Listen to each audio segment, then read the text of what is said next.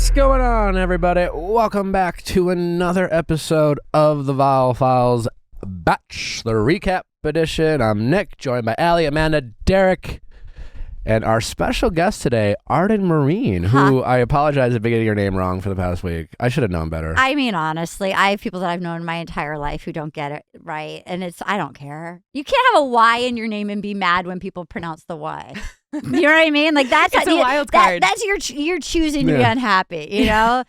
I grew up in a tiny town in Rhode Island. I remember like I threw a giant party one time, and the cops decided to leave me alone. And he told my mom, he's like, I said those Myrin kids, they're good kids. We like those Myrin kids. Like, it's a town of like 5,000 people. You know our last. Well, welcome back. Hi, Nick. So good to see you. Likewise. How you been? I've been really good. How have you been? I'm great. Congratulations on your engagement. Thanks. Yeah.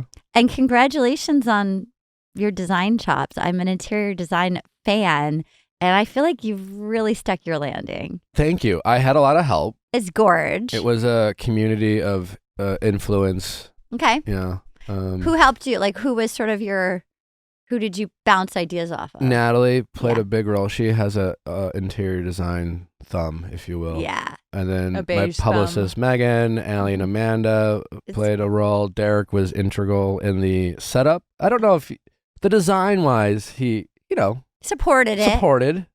Well, the combo of this green and then the texture on the walls and then this bougie couch. Since you're here, do you want to see our new thumbnail design? Yeah. We did a rebrand. Yeah. We haven't no one knows about it yet. Yeah. So you're the. I love design. I think we're gonna go with this one. Oh yeah. And then slide to the right. But those are the other options. Slide to the left. I mean. Oh yeah, I like the monochrome. They're so good. I love that. This is the one. It's really good looking. Come on. Yeah. So it's. Are you having whole new rebrand? Are you having fun getting wedding planning and design interior design? That's all kind of a lot of Pinterest boards. It is. Yeah. We're on the very early stages of the planning. So fun. Yeah. That's great. We have to find a place first. Okay. I feel like. And then place first, location first, then date. Yeah. Once you know the time of year and where you're doing it, I think the rest fills in the gap. Yeah. That's exciting. Still early. Yeah. That's exciting. How have you been? What's new? I've been good. Bi-coastal? Bi-coastal. New York apartment? I have a New York apartment. Living my dream. Thank you. Yeah. I got a new boyfriend. Slay queen. Yes. Thank you. Slay queen. I heard somebody call Marina Del Rey Marina Del Slay recently. Love that. Marina Del Slay. Yes. I'm bi-coastal, which is I don't know how, somehow I'm presenting as bougie now. I don't know what happened. Things are working out for Arden Myrin right now. You're glowing. I feel really good. Yeah, you look great. Thanks. You got a denim onesie on. I got a Khloe Kardashian Good American jumpsuit. Ask, okay. yeah. Can I great. Just say? Do you want to showcase it for us? This is a YouTube channel. Yeah. Do you give us a spin? I have a really long torso. So sometimes the jumpsuit's hard. But look at that. It gets some stretch. Oh. Right? Yeah. It's got and you can kind of move around. Love it. It fits you perfectly. It's really good. It's really good. And I feel like when you have, because I would also identify as having a longer torso, and it's just sometimes it doesn't feel great in the crotch. This one, I feel like those Kardashians, I got to give it to Khloe. Lauren Lapkus was the one, she was like, you got to try. I was like, I don't know. And she's like, try it. It's got stretch to it. And when I hadn't been single in a long time, I was married for a long time, and then I got divorced a couple of years ago. When I was getting ready to go on dates out of the pandemic, I'm like, what do you wear? So I got a couple jumpsuits. What do you wear? What was your dating? Thank you for asking. Dating uniform. Uniform or because somebody said one time as a tip for going on first dates, have one outfit that you wear on every first date. I figured that out because when I do stand up, I go through phases where I'll have my stand up outfit. Yeah, because I felt like I didn't want to.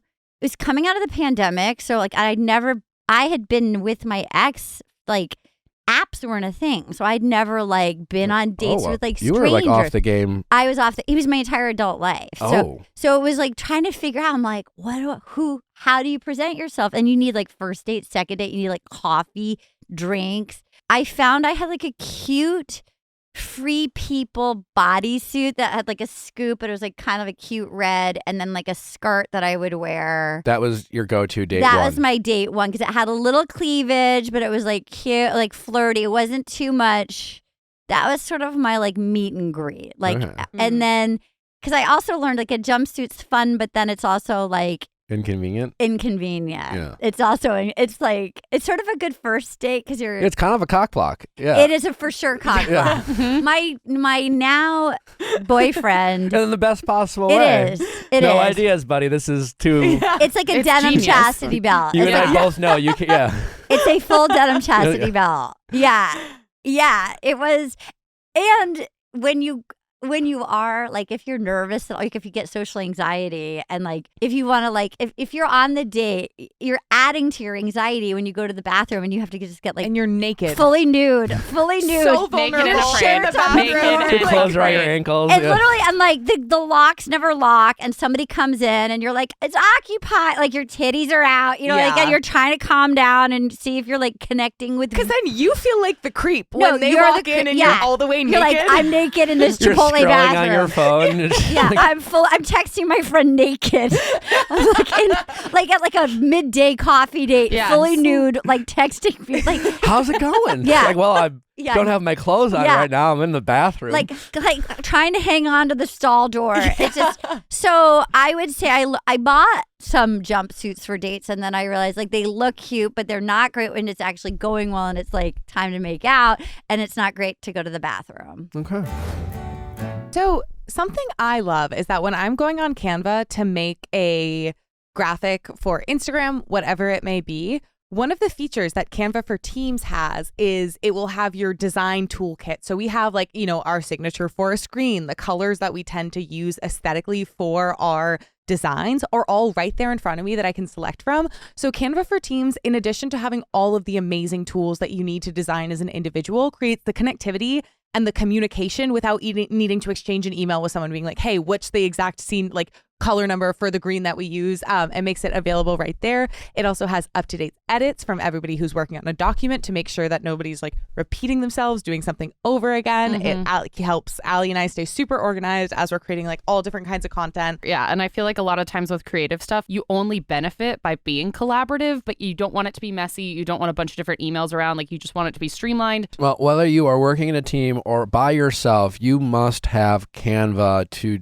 design the coolest stuff. Canva's always been great to design whoever you are, and now it's even better when you're working in a team. Collaborate with Canva for Teams. Right now, you can get a free 45-day extended trial when you go to canva.me/VIALL. That's canva.me/VIALL for a free 45-day extended trial. Canva.me/VIALL. Ooh, hey, all my beer, wine, and spirits fans out there. Drizly is the most convenient way to buy beer, wine, and spirits with delivery to your doorstep in under 60 minutes. We've all been to those parties where we didn't buy enough of spirits or beverages. You just go on your phone, you put in your order, and in less than 60 minutes, more beer, more wine, more spirits will show up right to your door, and you can still be winning in Pictionary or whatever it is, whatever game that you're playing on game night. It doesn't have to ruin your vibe. You do not have to take a timeout for dominating the cornhole board. No, you just go right to your Drizly app, get your spirits, and conveniently anything you want drink-wise will be delivered right to your home. Even if it's before the party has started, if you just want to check an errand off your to-do list, Drizly has a really good selection. It has really good prices. For my birthday the other year, I had friends who lived all the way in New York. They sent me wine through Drizly. It was such a thoughtful way of like having a gift hand delivered, even though they couldn't do that in person, was just like such a meaningful and like thoughtful thing. So there is so many ways to use it. You know what a great use case is? Think of all the parties you get invited to that you can't make it. And you know what you do when you show up to like a house party? You bring a bottle of wine or a case of beer. Well, maybe you can't show up, but you can bring the wine that you would have otherwise brought. It's a nice little like, sorry I couldn't be there. Here's a tasty beverage on me. I used Drizly, what was that, about a month ago? It was your engagement party, Nick, and I had a little pre-engagement party at my apartment, and Amanda's boyfriend likes a very specific kind of beer. Had some chilled beers for him, and I feel like he felt very appreciated. Drizly is the most convenient way to buy beer, wine, and spirits with delivery to your door in under 60 minutes. Drizly is the #1 app for alcohol delivery. Download the Drizly app today. Go to drizly.com. That's DRIZLY.com. Drizly.com. But now we have a boyfriend. Now we have a boyfriend, 8 months. Congratulations. Best part about this new relationship.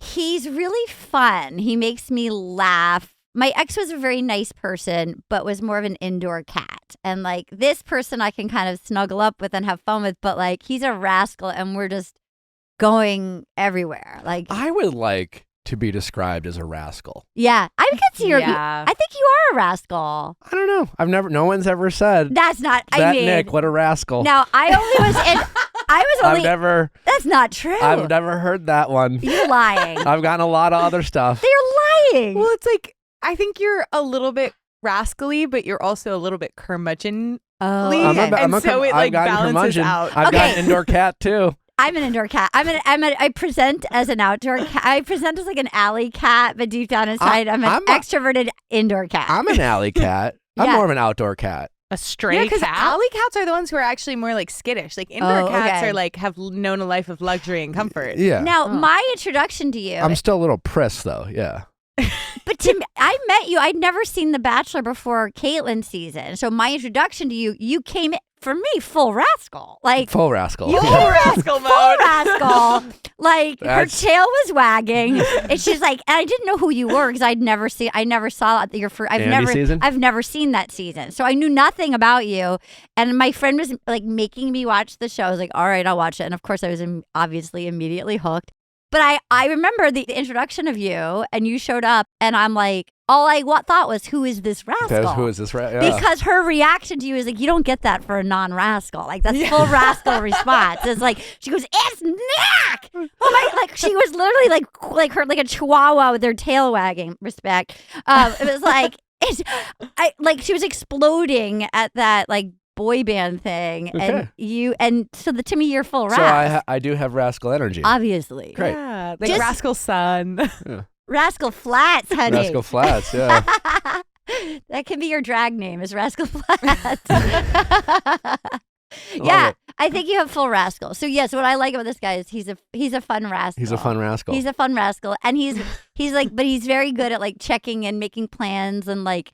But we're going all. We went to Paris. We went to Vegas. We're going to Tahoe. We're going to Austin. Okay, wow. We're yeah. going all over. The love tour. I'm having my own bachelorette season. Next right now. time you Love go it. to Paris, there's this wonderful little best chicken I've ever had. Where? Loves It was this little chicken. diner called Loop. Okay. It was like chicken, a rotisserie chicken with like gravy and potatoes and bread, Nice. and it was Come on. just fucking good. Paris gets bread right. Oh, they really do. They really are like, hey, you're keto? I don't think so, America. Here's your freaking bread. And you're honestly, like, you don't get bloated I didn't. or stuffed up or No, because whatever. you're in France. You can't. You're- They don't allow it. It's against the law. It's Yeah. against You'll the get law. deported. You're literally going to get kicked out of the country. What does my date go to? What was my jeans and a t-shirt? I Guys guess. have it easier. Yeah. What was your date? What was your date What's go your to? date go to, Allie?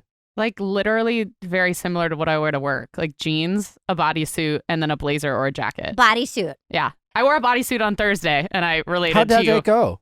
Went well. Okay, now bodysuit has a similar kind of a chastity belt situation Yeah, like I as a literally wore jumpsuit. this. Yeah. Okay, that looks like the one I wore. That looks like the one I wore in red.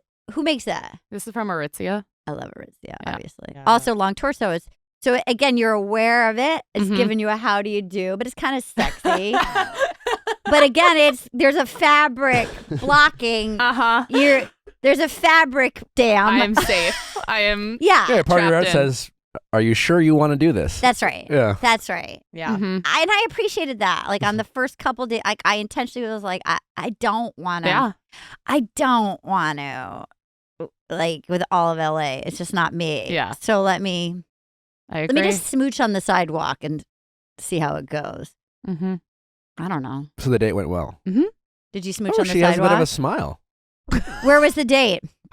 She didn't want. She wasn't at sure. his place? She wasn't sure she wanted to go on the date. Was it an app date? Yes. First date? We'd done a video date. This is our first in person. And you went to his place? Yes. Wow. Yes. Some wine on a balcony, right? Yeah. This Okay. little like pool area. So you wore the bodysuit. I like literally went straight from work. I dropped her off and And- just went. Yeah. And did you smooch? Yeah.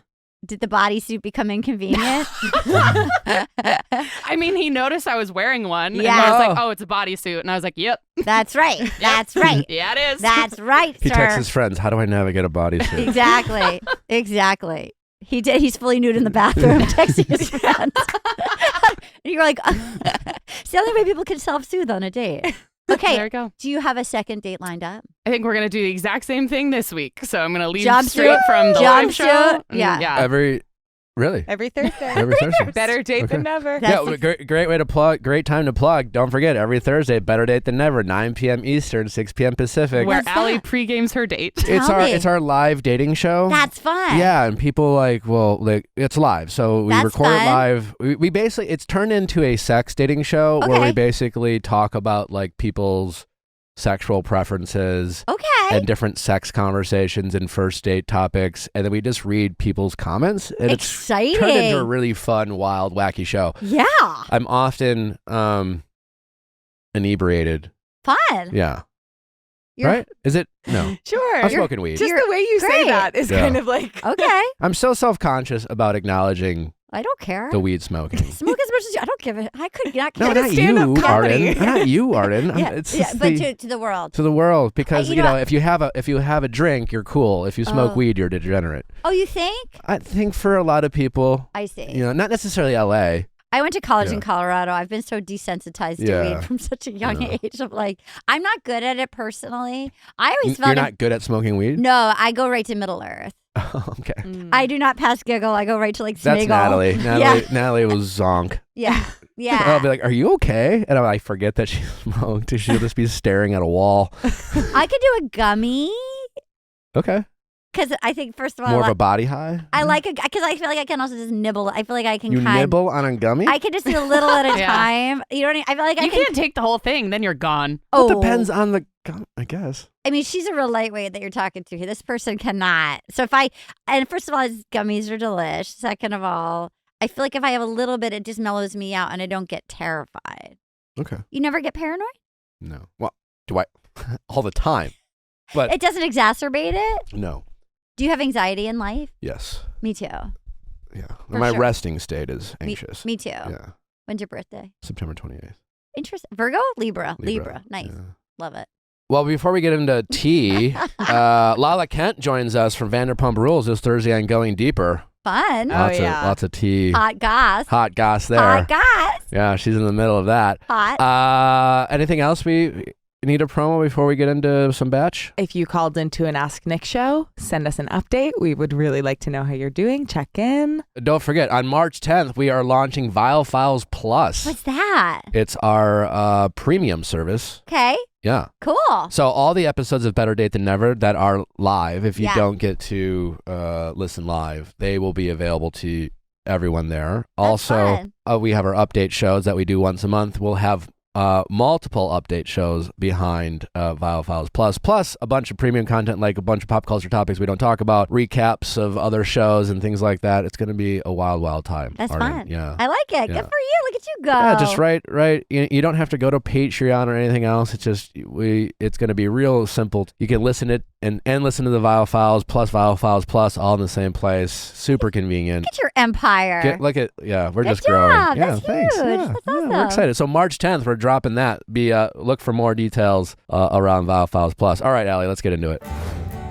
Well, it's wedding season, but if you are someone who's about to go to a wedding or event of any kind, think of Black Tux. Whether it's for yourself or the man in your life, Black Tux makes it super easy to look your very best at the nicest of events. I wore Black Tux at Jared and Ashley's wedding, and I crushed it. I looked great. It took one of the best photos I've ever taken, and it was Black Tux. And it looked like a several $1,000 tuxedo. And it was super easy and convenient. The whole experience from getting fitted to having it shipped to me, it fit like an absolute glove. I wore it. I took it off. I sent it back. It was such an easy and convenient experience. And the best part is I looked great. And I think the nice part about Black Tux too is not only the convenience of having it shipped to you and then you just send it back, because let's be honest, you're not going to like sit on a bunch of various tuxes or suits like that never get worn. Is the fact that I think their inventory is so unique. They have so many different types of looks. They have different colors. I recommended Black Tux to my brother-in-law that is going to a wedding recently, and I was like, they have this beautiful emerald green, like a dark green suit that you would rock. And sure enough, he did. Well, here's how it works. Take the Black Tux Fit Quiz, pick the style you want to rock, and boom. And the best part is they have the Black Tux guarantee. If it doesn't fit perfectly, you can order another size within a day or two of receiving it because you're getting it 10 days ahead of time as long as you order it ahead of time. And they will send a better fitting one right to your door. So look your best without spending a ton of money with Black Tux. Rent or buy, the Black Tux is the best place to go when you need a tuxedo for a wedding or a special event. And right now, when you go to blacktux.com/VIALL and use code VIALL, you will save $20 off your order. That's THEBLACKTUX.com/VIALL. Code VIALL to save $20. Blacktux.com/VIALL. Code VIALL. All right, for all you daters out there who are just tired of the Monday transactional activity that is happening on the dating apps, well, what if you had basically like a friend or a mentor or maybe even a matchmaking coach? Well, Tawkify is the country's #1 modern matchmaking service that is designed to help you achieve relationship success. It's like having a buddy there to like kind of shift through and filter through the nonsense. You know, instead of using the dating apps as, again, like the hot or not, or the swipe left or swipe right. That can be exhausting, but like you only have little information to go on because you have their few pictures and their bio and you're just kind of like guessing. Well, Tawkify is allowing you to get a lot more information because you're dealing with matchmakers who have talked to the people you're potentially dating and they're setting people up who might be the right fit to help you waste a lot less of your time. It's like, again, having that friend for you to help you get potential matchers, people who are focused on compatibility as much as chemistry when it comes to dating. And that is something that we're not investing enough of. Tawkify is committed to finding your match. 80% of clients met their person within the first 12 matches. That's an incredible success rate. And the nice part is it's like very convenient. Like your matchmaker, I feel like does a lot of the legwork, a lot of the heavy lifting. You know, they connect you to, you don't have to exchange contact information before you meet in person. They'll make the dinner reservation for you or wherever you end up going for your date. So it's kind of nice. It takes all the logistics out of that first date and then you can just meet with each other, see if it's a vibe, and then after that, decide if you want to exchange contact information. And right now, Tawkify is offering our listeners 20% off when you become a client at Tawkify.com/VIALL. That is TAWKIFY.com/VIALL for 20% off when you become a client. Tawkify.com/VIALL. I wanted to start with, obviously we discussed a lot last week about the Zach and Greer situation that happened on the FaceTime kind of rose ceremony. Yeah, where he was her a total trying to dick relate to with me working in sales. Nothing like that at all. Yeah. I cannot. Preview. There's two people I hated this episode. Yeah. Zach. Yes. For 2 weeks in a row. I cannot. And Brooklyn. Oh, I liked Brooklyn. I hated her, but I liked Brooklyn. Well, we'll fight about that. Into it. We'll Did fight you about like that. Brooklyn? I liked Brooklyn. I know Zach once again, but yeah, Greer, God forbid a woman has like, I've never heard somebody say Q4 and goals on this show. And I was like, yeah. And then shaming, like slapping her wrist repeatedly. I cannot. So they both have like kind of responded to that in the week since. Greer posted on Instagram, she kind of did like a different carousel of various moments. And her caption was, "Women who care about their careers are hot." Yeah. Go that. Greer. Go yeah. Greer. And Zach had an interview with Variety and they brought it up to him. And he said that looking back, she was trying to relate to him. He was frustrated and definitely could have delivered his sentiment in a more respectful and calm way. He said, quote, "It was one of those conversations that was just off. No excuse. I should have responded better.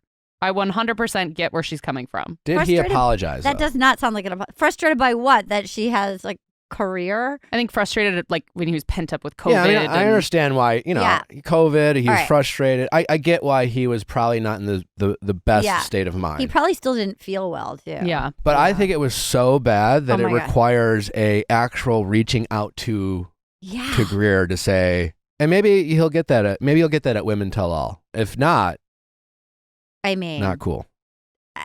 We'll get to it. But yeah, there was another moment where like Jess. Yeah, and gross. like what she It's said, gross. what she said in the like, God forbid you have a second. Wait, let's wait, because I'm really gonna go full ham on Zach. Wait. Yeah. Okay, I'm glad we're all on the same page here. But not Brooklyn. Okay, that's fun. Preview. That will be a good debate. Yeah. Speaking of this TV show, Chris Harrison Okay. comments on returning to The Bachelor as the host. This seems to be also popping up in news cycles. He says, I live by the axiom, never say never, because in life and business, that comes back to bite you in the butt. Would I have that conversation? Yes. I also believe in relationships and in business. Take the phone call and you listen and you have the conversation, whether it's uncomfortable or not. With the advent of this podcast, they've seen the numbers. They've seen the response on my social media. They're not deaf to all of that. I cannot. They've seen what's happening. So am I shocked these conversations are happening? No, it would not be a surprise. In fact, I would be shocked if they aren't happening. Meaning they're not happening, but he's willing them to happen. It's like a vision board trying to press manifest. statement. He's manifesting. He's got crystals. So wait, based off podcast numbers, Apparently, you're gonna get yeah. Well then, shit. I There's mean, your get content, ready. Nick. Get ready. Yeah, they must be talking about you too. I mean, yeah, he's never gonna be the host of the show again. But I like that he's doing a press release about somebody that hasn't called yet, saying that he would talk. Well, there to was them. a story that came out. Now he's responding to it. Yeah. And I just thought it was kind of humorous that he was like, based on this podcast, I'd be shocked if those conversations aren't happening. It just feels very I love big it. ego. I love it. My lawyer and I right here are very surprised. Every time she does this, I'm like, did you consent to her being on your lap? Yeah. Like, did she? She knew. She could tell I'm an animal fan. Ugh. She could feel it in Kiki, me. you slut. Georgie girl. She's not scared of the fact that I'm wearing a denim cock block. She loves that denim cock She's block. like, I can get through that. I don't care. Look at that. Look She's at like, I'm that. naked all the time. Let's go to the bathroom together. Yeah. Good sneakers. Those are cute. I got him in Chicago this They're weekend. so cute. Yeah. Just adding to my Converse collection. I love them. They're really. Yeah. I love a Converse. Yeah, so do I. It's a staple. That would be your staple look. It is. My man friend wears sneakers. The Converse. Only Converse. The rascal? The rascal. The rascal. Yeah. Maybe you yeah. are a rascal, Maybe you Nick. are a rascal. It's all in the shoes. You definitely have some rascal in there. I love it. Again, I met you as a rascal. I don't know about the curmudgeon. I'm going to go with my friend Nick's a rascal. Okay, great. Thank you. You're welcome. Thank you. All right, well, the episode starts, and Zach is out of quarantine. And we're in he Estonia. we're in Estonia, which is like, isn't that like really close to Ukraine and Russia? I believe so, yes. in Eastern Wasn't it Europe. former USSR? I think so. Like, I'm pretty sure, not to get all into like Yeah. world politics, that like Estonia is like next on Russia's like places they want to take over. Yeah. Well, it's in the Yeah. north, so like Ukraine is all the way in the south, but it's like shares that same border with Okay. Russia. It's like Mhm. Estonia, Latvia, Anyway, Belarus. Yeah, Kind of- it feels a little bit. There's like a hot breath of Putin right there, like a little close It's- talking. Yeah, You it's know? like, ugh, It's like a little close on the neck. It's a couple steps back. yeah. Well, that's drama. Yeah. That's the real Bachelor Tea. So anyways, Exactly. Jesse sits down with Zach. Jesse. They dust off Jesse. Has the what? They dust off Jesse. They're like, wake up. He's like the toys in Toy Story, like can only come alive like at certain points and has to just and has to be like, well, it seems like that was really hard for you, man. I love how Jesse's always like, and Chris would do this too. He always talks about how he knows how excited these people are going to be for these dates. Like, Yeah. gosh, they're just so excited to see you. Yeah. No, when he literally was saying that Greer was in quarantine or was under the weather, and he's like, well, tell her I hope she gets better soon. And Jesse's like, I know that'll mean a That'll lot. mean a lot That to her. I know. statement was She like, will I was love like, that. oh, did he give her COVID as punishment for having ambition? Yeah. and then his like complete lack of like, do you think at that point he knew he was a dick? And so then he has to be like, there was no empathy, like no sympathy. He was like, well, tell that, girl boss that I hope she's okay. Like, That just, CEO. Yeah. That's what she in her gets for chamber. That's what she gets for doubting my intentions of love. I could never find a wife. Oh, really? You're 6'4". You're handsome. You live in Austin with a good job. You can't find somebody to. I find that hard to believe. And Greer of all people to get COVID. You Yeah. know? Also, how did Gabby escape? They certainly didn't remove her or UB40 at all. Like they just left her right in the middle of the pot. Like Yeah. when he got COVID, she'd been like making out with him. They'd been sniffing perfume. I've seen so many memes of him smelling that thing, and it's like when Zach realizes he has COVID. Yeah, it's like I can't smell him anything. frozen. It's like, what is this? and she's like, it smells like Christmas and weed. Yeah. He's like, oh no. Marijuana, Air? that devil's weed that Nick Viall smokes. Yeah. Well, Charity finally gets her one-on-one. Yes. I'm glad they did that. I was That was the worried. only Don't move. dangle it. I was worried that they were like, well, we had our schedule and she was supposed to be last week. I was worried. I was really hoping this episode, and this is not for like, I didn't really care who it was going to be. I just wanted Zach to like send someone home on a one-on-one. Yes. Like, mix it up. And just kind of, you know. Yeah. Clearly that didn't happen. Every time he has a date, I'm like, oh, that's the front runner. And like, there's a few that are starting to pop out, but like, he just is like all in on everybody. Yeah. Well, this starts the great debate. Yeah. Zach comes in, greets the women. He hasn't seen any of these Oh, women yeah. Here we in a go. very long time. A week. In that world, it does feel like a long time. And also, for some of the women, it's been longer than a week, right? Because, you know, they might not have seen him. You know, maybe they saw him at the rose ceremony, but many of these women have spent almost no one-on-one time, haven't had like a conversation Like with them, Jess. and maybe 2 weeks. Mm-hmm. Well, because they traveled to, where were they just in London? They had to travel to London. Gabby was the first one-on-one, and then everything shut down. Yes. They've now traveled to Estonia.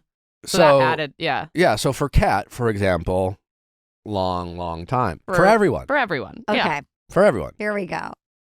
And Kat Uh-huh. has the audacity, Yeah.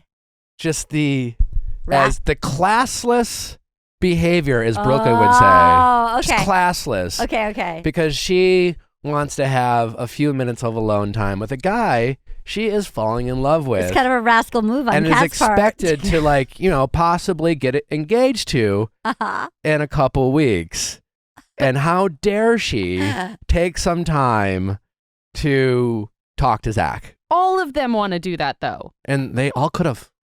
Delay Charity's date by like 3 I also hours? feel like you don't do it to Charity. It's weird because this group of women is actually like better friends than any groups have been. Like, I feel like he eliminates any drama immediately. So like the fun television has all been cut. Like, give me a Mandrell back. I want Mandrell back. I know, we miss her. She was I can't wait for Paradise. She's fantastic television. gosh, yes. I can't believe we didn't get to go to the Grand Ole Opry for hometowns. But like, I just feel like it was mean to do to Charity who got. How was it mean? Because last week she got blocked. I just felt So It's wait, the wait, so what's disrespect of like, the disrespect? no, go on your little date with him. He has my lip gloss on him. Mm-hmm. the lip gloss. You guys are.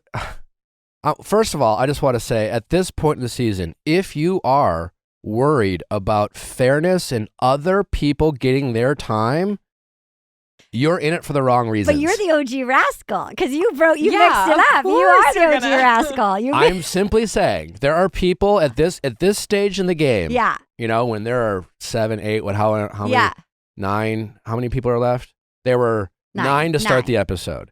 At this stage of the game, if you are not like thinking about how do I make more of a connection with Zach, if you're not starting to be fantasizing about the future, if you're not missing him like crazy where you're starting to lose your mind, and you're thinking about people taking turns, and you're thinking about fairness and other people getting their time, you're just not there for Zach. You're not there for a relationship. Disagree. You're I disagree. I feel as like you someone could do who's it. been in that world, But I can tell you your priorities are not focused on the relationship. I feel like women are raised to be polite to each other and this like that and which is good and bad, and it's something that I like about myself and I also don't like. The reality is you are living with these 8 other people who it's like being a good respectful, having a sportsmanship. I see what you're saying, but there are going to be ramifications because it's breaking like Bachelor rules. yeah. Yeah, but you're also, not like, waiting. girl It's not code a about- little It's bit. like saying Thank like Bachelor Rules makes it seem like some like stuffy like when it's like actually just like how do people coexist in a way that Yeah. feels like respectful and fair Explain to them. me how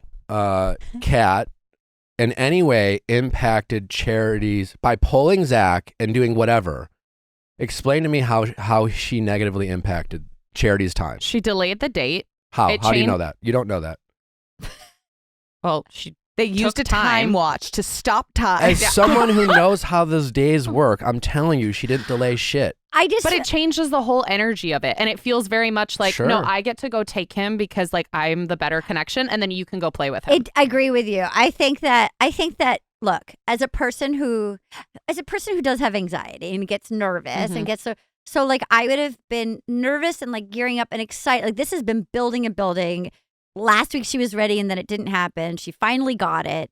And then so you're nervous enough for the date. Should have the sexiest one there, pull him aside and be like, it's like this date has been an inflating balloon of like anticipation. Yes. And Kat came in with like a little needle. And like when you're sort of like the nice girl and then like the sexiest girl in school is like, let me just like, don't forget about me. Have fun with your little like sweet friend. But remember that. Yeah, but that's not what she did. She just pulled him aside to have some time with Zach. But you're a guy. You're the guy. The gals here. I would have felt insecure. It would have rattled me. But that would have been a you problem. No, I agree. But I just don't like. Again, like I understand it wasn't the polite thing to do. I acknowledge that Kat wasn't thinking about anyone but her relationship with Zach. Yeah. I acknowledge that, but Yeah. I don't think that makes her classless, or I don't think she deserves Brooklyn bullying her all week. But that's a separate conversation. Yeah. Like, I think we should discuss Brooklyn's reactions separate because I think we'll have more of a spectrum Fine. of behavior. Well, let me. Okay, But like, so you talk about character all the time. Do you think it's high character? do you think this is low character? Let's don't think it's high contrast it with character. Katie's How care so? package. Because it's unkind We're to talking like about the character peer. on The Bachelor because she is at this point one of the few women who's got on a one-on-one and is developing real feelings for this guy. And I'm telling you, as someone who's been in that world, you're literally start thinking about, holy shit, I might get engaged. Yeah. Engaged to this guy. But I everybody barely else is fucking- thinking that, and they didn't have to do that. Why? But why? Your job is not to think about everyone else's engagement. That's insane. it's Why? kind of part of the equation, though. I mean, you're probably. Oh, I you see got- your point. insanity. I do see your point, and I do see. If you're, I do see how. Yeah, if you actually want to get married, I understand what you're saying, but I feel like I guess it's like the schoolyard rules. you've never been so like in love and excited. You really are thinking. Have you ever shared a boyfriend before? Like you're Ugh, not talking on about. purpose. You're talking about things that. I'm talking about sharing boyfriends or girlfriends. That I'm sounds talking awful. about having romantic feelings and the pressures of getting an engagement.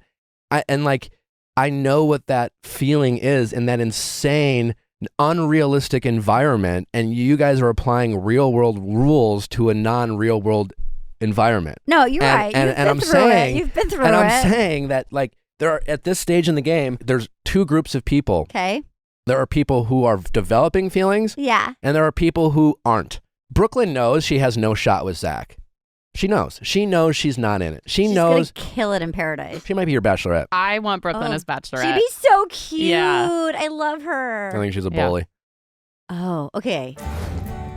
One thing about Nick, he loves a good routine. When he finds something he likes, he sticks with it. True I'm story. talking coffee, I'm talking turkey sandwiches, and I'm talking AG1 by Athletic Greens. He drinks AG1 by Athletic Greens every single day, and that is not an exaggeration. I love it because it tastes good. It's not filled with sugar. It's packed with 75 vitamins, minerals, and whole food source ingredients of the highest quality that gives me major benefits like gut health, mood support, boosts of energy, and even healthier looking skin and nails and hair.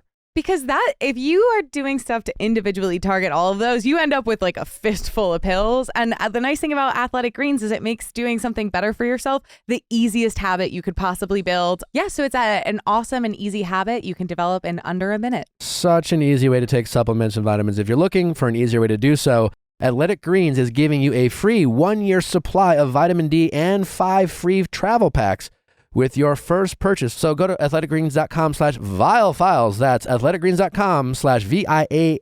athleticgreens.com/VIALLFILES. Check it out. But yeah, she just, you can tell she is not thinking about her relationship with Zach. She's thinking about everyone getting a turn and having their TV moment and fairness. And if you were someone who was falling in love with someone in an environment and you knew that there was an engagement maybe 3 weeks away, you wouldn't be thinking about this stuff. I don't even know if it's TV moment. I honestly think, maybe I'm wrong, but like I feel like I'll just speak for myself. I feel like I was so socialized as a human female to not rock the boat, to try to be a good friend. And to the detriment, I think in some ways, like I wish I didn't have that. I think in some ways I would probably be farther in certain areas of my life if I was a little more like cutthroat. Mm-hmm. I'm not proud of that, but I think it literally would bring me back to like camp or schoolyard like just primal core. That's not fair. Fair's fair. And it doesn't mean that, I don't think it's about not being interested. I think when you feel like somebody's being unfair, it's like primal little kid. Sure. But you make a great point. And if that's the case, I empathize and I certainly can't relate. But then shouldn't we be praising Kat for doing the opposite, for going for what she wanted? For like standing in her power and not worrying about stepping on people's toes and having a genuine reaction to a guy she genuinely has feelings for, who she hasn't seen in a long time, and not in any way affecting Charity's date at all. They were just all sitting there, and usually what they do is they just make you sit there until something happens. If you guys aren't going to talk, we'll just make you sit until drama unfolds or whatever. See your point. It has nothing to do. Also, let me tell you another story, another way to look at it. Instead of thinking that in any way that Kat negatively affected Charity's date. Now, again, this is a one-off story. I have no idea if this applies to this, but when I was the Bachelor, we were in New Orleans, and I had a date set up with Rachel Lindsay, who I really liked, was one of my favorites. But like Vanessa at that point was like, I was going to pick her. And I hadn't seen her in a long time, right? And sometimes, you never really know. Sometimes weeks start where just like Zach did this week, he walks into the room, kind of greets all the women and pulls his one-on-one date. But it's an opportunity to kind of see everyone, right? Sometimes the dates start where you meet them on a date, right? And in the back of my mind, I woke up that day, for whatever reason, I thought that I was going to walk into the hotel room and pull Rachel, but I thought I was going to be able to like see Vanessa. And I missed her because like at this point, I knew I was going to pick her and I just wanted to see her, right? And I found out that the date was going to start like in town, that I wasn't going to go pull Rachel. I was just going to go. And I kind of threw a little fit. Like I was I was just like rattled because my expectation was that I was going to see her. And I was just like not in the right headspace. So much that they were like, do you want to go? We'll go. And I'm like, no, it's fine. Like I'm just overreacting. I'm just kind of stressed out or whatever. It's not a big deal. But like it took me a half of the day to get out of my head that I didn't see Vanessa so that I could enjoy Rachel. And had I just walked into the room, got to look at Vanessa at the time and just like have a moment, I would have gotten the quote unquote Vanessa fix that I was expecting in my head so that I could have focused on Rachel. But I didn't. So in reality, that affected my time with Rachel because I didn't get to see the person I kind of wanted to see for a week. So we don't really know how it was going to affect. So what I'm saying is, for all we know, Zach really was thinking about Kat and was thinking about her. And maybe him having that quick moment with Kat allowed him to be like, you know what, I missed her. I just wanted to see her, but I got to. And now I can focus on Charity. So to suggest that somehow we know that Kat ruined Charity's date by having a kiss, I'm telling you, as someone who's been in Zach's position, we at least have no idea. It could go both ways. It's so wild that you've been so in this machine. I'm fascinated hearing this stuff. I'm like it's so like you've. And I remember it ruined half the date with Rachel. So I have a question for you, which is like, so under this premise, kind of what you're saying is, it's all's fair in love and war. So people can do whatever they want as long as they feel it is true to themselves and following their heart in this process. Yeah. So there's no behavior that is like out of line or, well, I mean, it does not matter if you are respectful to the rest of the group. It is just about doing whatever you. Generally speaking, if you have real feelings for someone and your goal is to advance your relationship, I mean, I'm sure there's exceptions to every rule, but I would say, yeah, it's fine. But do you understand why Kat has kind of become the villain in this world? Because all the other girls are upset that they didn't do that and they didn't get their time. And instead of just giving Kat the props for not worrying about politeness, she decided to, I'm sure she was really fucking nervous. I just feel like Kat being a scab, where it's like, yeah, okay, you got your bag, but like you broke the picket line. Thank you.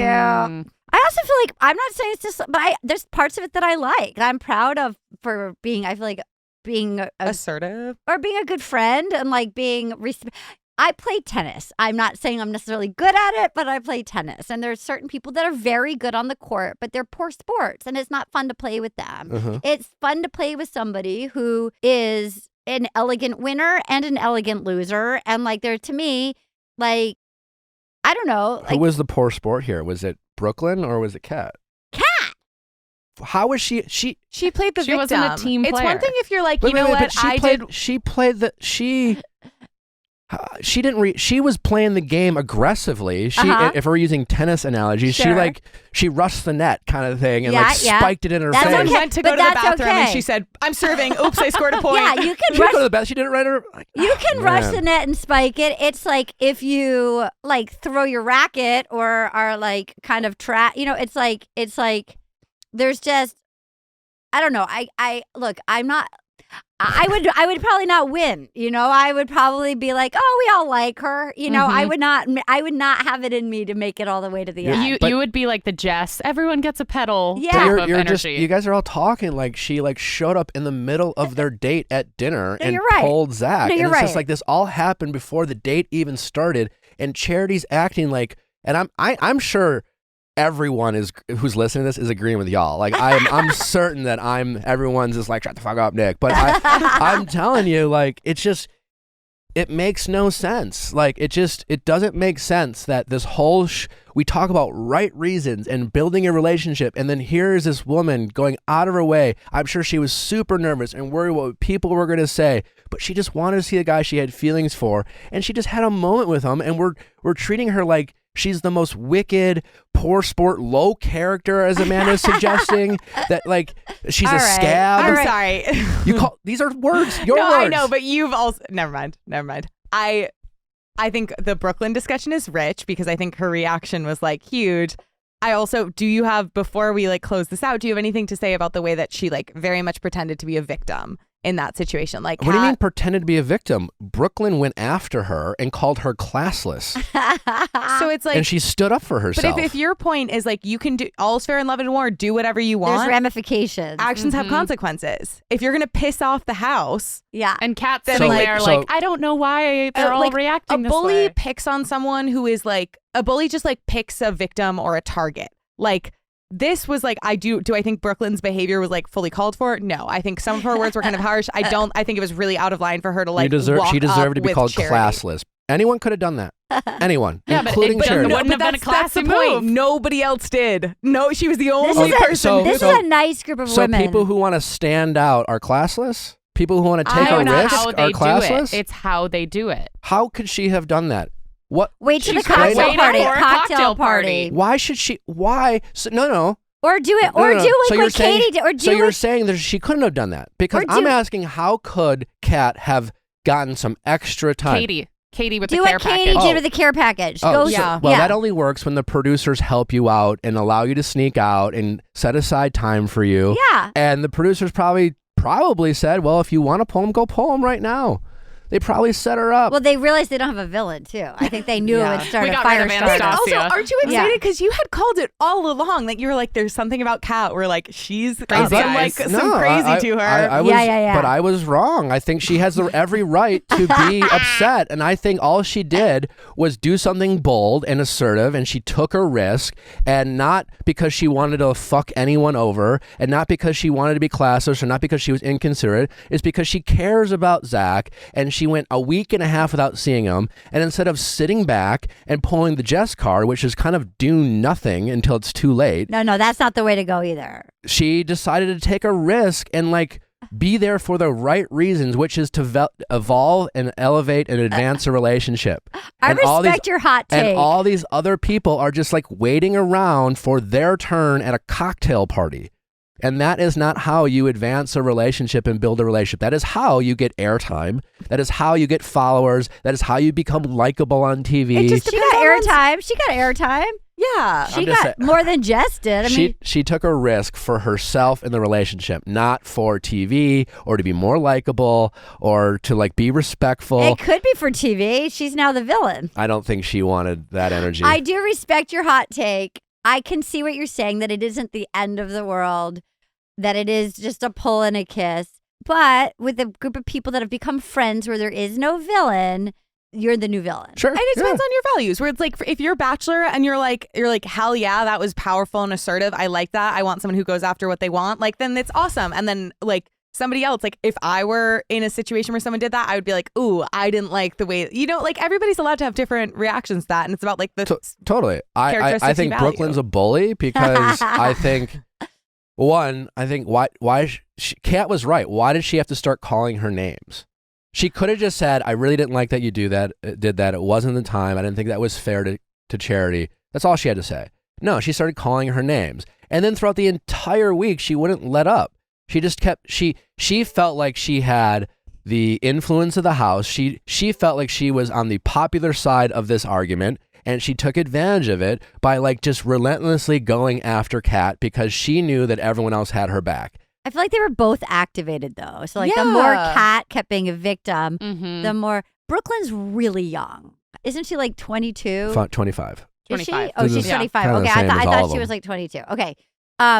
Okay, I take that back. But like it felt like I kind of look, I'm so not direct like that. That's part of I love it. I was like, holy I am that's so funny. bad at confrontation. I was like, whoa, I respect that she's going to say it right to her face. She's not stirring the pot in the house. She's not the person last week that was like, I feel triggered, like at the beach, you know, like she said she was going to attack me. Like she's just going right to the source, which I respect. I was like, well, this is wild. Her lack of fear to go right to the source.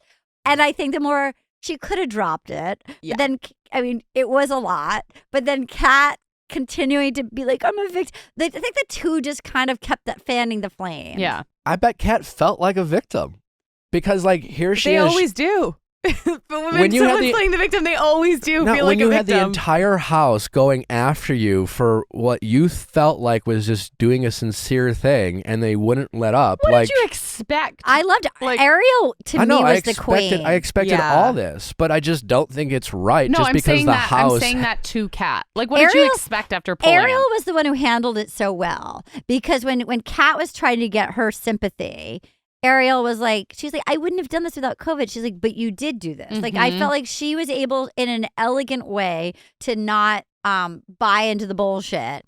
Like, I felt like she didn't co-sign Kat's narrative. Yeah, if I were still, Kat, like, I wouldn't spoke to have, her. I wouldn't have blamed it on COVID. I thought that was a bad argument by Kat. I just been like, I wanted time with them, and I just if I were Kat. And I'm sure it wouldn't have made me any more likable or less of a villain in the house, but it'd been like, instead of being mad at me that I pulled Zach, I wish you'd just like focus on your own relationships. And if you didn't want to like have a moment with Zach there, that's fine. I did. And like Charity is now on a date, and I'm sure she's having a great time. And I didn't take anything away from Zach. And I just wish you guys would just focus on your relationship with Zach and let me focus on mine. And then we can all be happy. Rascal Flats right there. Yeah. That's a Rascal Flats. Rascal Flats right there. This is the rascal in me. I do don't know. think Oh, and I love when Katie was just like, when they were talking, and she's like, yeah, and it was really concerning. Like, they all act like what Kat did was just like the end of the fucking world. Yeah, like, we were just all caught off guard by that. That was just really, wow, we were just really taken back. I mean, they're so lucky that they don't have like a real bully in the house. I know. There's been no Ugh. There's been no real issue to deal with. Well, he keeps like cutting him off the second that there's any drama. Yeah. Yeah, I know I'm in know the you- minority argument here because you're all just suckers for the edit. I mean, yeah.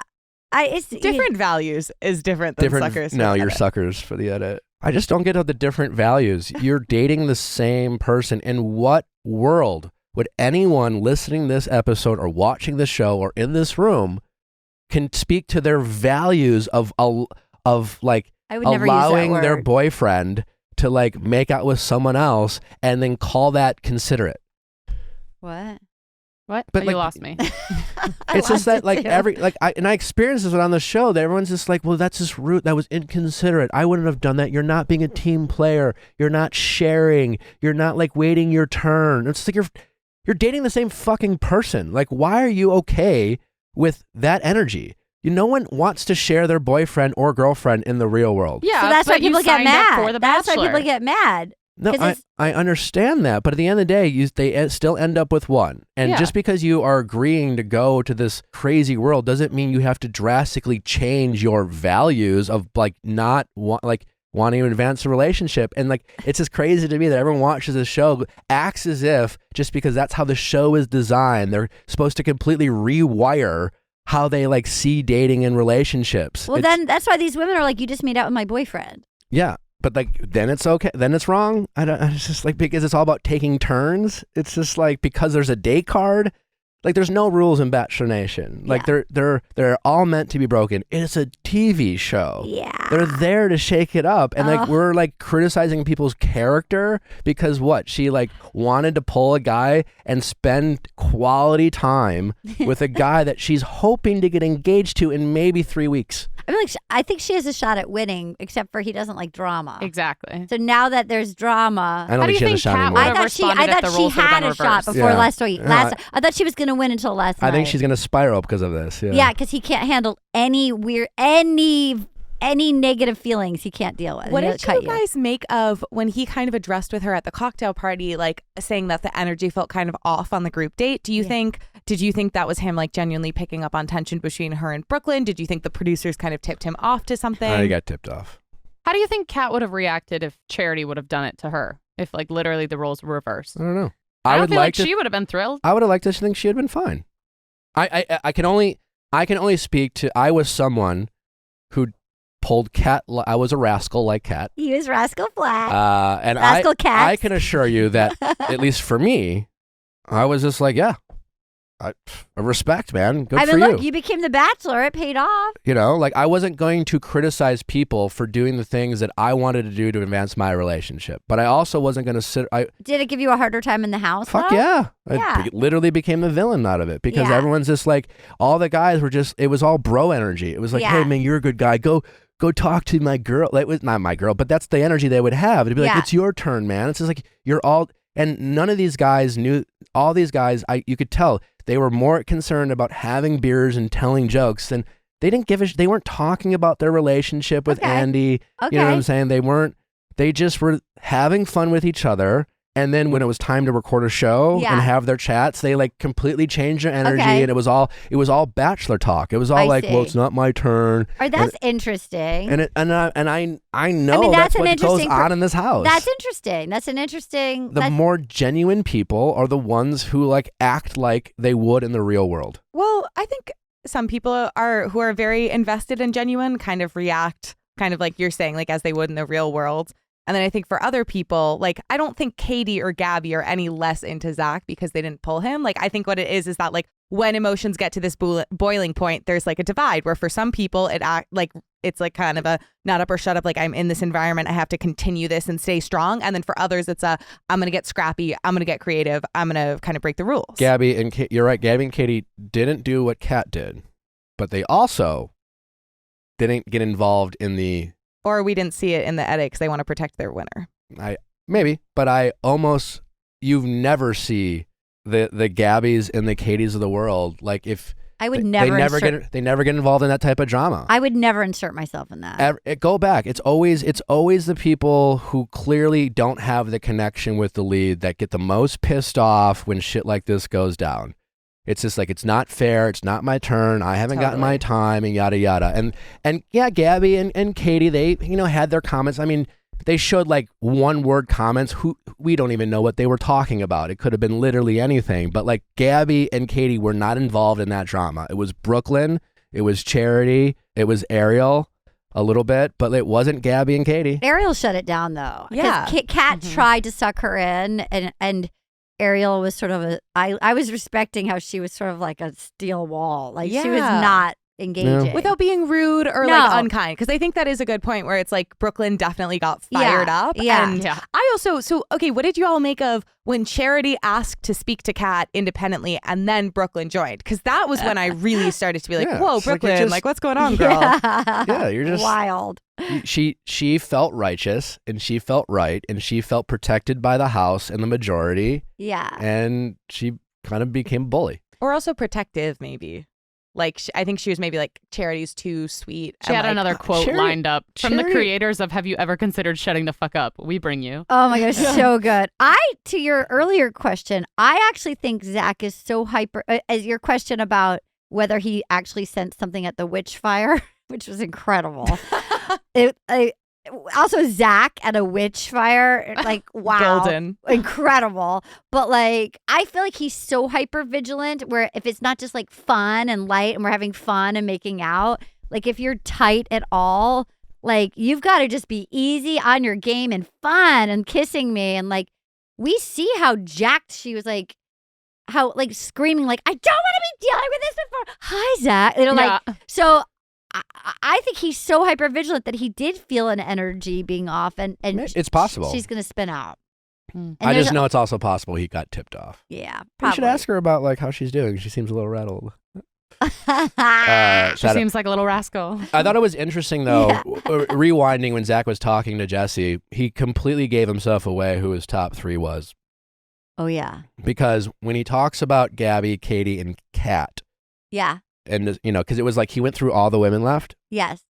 So if you paid attention, when he talked about those 3 women, he described their relationship. Yes. He's like, this is our, he would use we language, our relationship. Wow. This is our connection. And when he would talk about Brooklyn and Ariel, Ariel, it was like TBD. Yeah. Like she's mysterious. And he actually, and now we know he had a one-on-one lined up with her. So, yeah. But all the other women, he talked about the women. Yeah, like Allie especially. He was like, she's a fun. really great she's girl. Cool. She's fun. Right. She's cool. I like her energy. That. There was no like talk about their relationship. Good point. Interesting. Kind of gave himself away. That's interesting. You're right. I mean, who do you think is going to win? Do you know? I don't. Okay. I'm going to say Gabby. Even because with Gabby, it was Gabby. just like, you could tell Gabby. there's a pause about. I think it's going to be Katie. And Katie then Gabby, or Gabby runner up.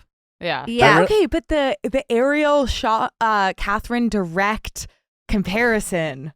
Strong, but I think a misdirect. Wait, say that again? Because he compared this is before your Ariel time. to like Sean Lowe's winner Catherine on the date. And he was so this is like Bachelor famous. Oh, yeah. Where like, So that's right. When he said. I didn't know like Catherine existed until like week 9 and then I got engaged to her type of energy. That felt like the producers made him say that to make this season interesting. 100%. I didn't buy it. I still just don't see it. I don't either. I think they had a nice date. I think they have a good rapport. She's they cool. find each other attractive. Yeah. They had a really nice time. I like her. They don't feel like a match. I really appreciated Ariel's like one-on-one because it was like it was normal. Like, and this is not a criticism of Charity at all. Like, I'm just so tired of this trauma dumping on this show. Oh my God. And I think it's getting sloppier and sloppier. Like, again, whatever Charity went through in her past relationship, I'm so sorry if it was anything other than healthy. Yes. But like, it was edited to sound like she was just like, I was in an emotionally abusive relationship. I got cheated on. Yeah. And there's just no context or no other information. Yeah. And it just kind of read as if she was saying that she was in an abusive relationship because she got cheated on. And certainly cheating can be a part of an abusive relationship, but like it just seems a little sloppy the way it's being edited and the way the contestants have this pressure to come up with their stories, and we're using words like abuse. Like when Brooklyn, what a tragic story she shared the week before. Yes. I'm glad they gave that some runway and allowed her to provide some context and they provided a trigger warning ahead. But it's just like in other episodes, they use it's just like, I don't know. It's just. No, every single. It just seemed out of context. And it's just like. It's hard to gauge which one is losing yourself. Like what level, what are we talking about here? And I just think these are important conversations that if we're going to have on the show, let's give it its proper space so that we're not like, because there were so many questions left unanswered with Charity's relationship. Like, well, so was it just because you're cheating? Was there more? What kind of manipulation? It just, I don't know. I'll tell you what was interesting, having not been single in my adult life and starting to date. And like, life happens and everybody has large things happen and learning. I had one friend who was so great that was like, Arden, first date. And I know it's different on here because there's 20 people. She's like, just see if you have fun. Like, do you have fun together? Like, do you vibe? Do you have a good time? Do you like hang? Like, see if you can have fun with this. Like, there's time to get into. Now, I know it's different on The Bachelor, but like, maybe just see if you can have a good time for a date.